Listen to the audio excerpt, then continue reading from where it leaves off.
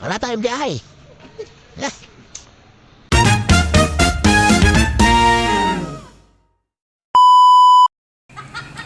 Ayan mga lods, meron tayong nagpainom ng Red Horse. Hindi totoo yan.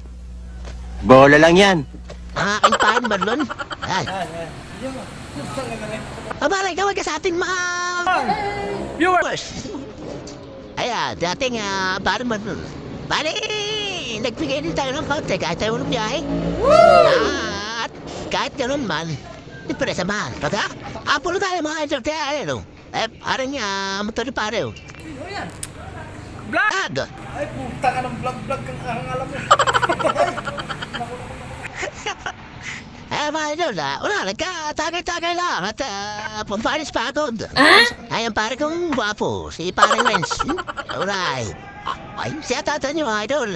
Yung mga karelate nito, yung mga nagtatrabaho sa kahit anong trabaho, tapos pagdating na hapon, magtatagay. Baliw. Pero Red Horse, alright. Pero wala pang bigla ulam, ha?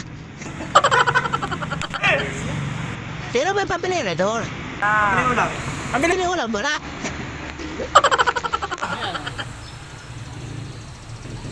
Tato niya mga idol. Ang bari ng gusto. Ayun ang motor natin, oh. Try. Abo na tayo. Wala tayong bukid, mga idol. Ayan, ating motor ng paring Ben sa atin. Mayroon pa tayo dito damage, pero isang araw na sinilin.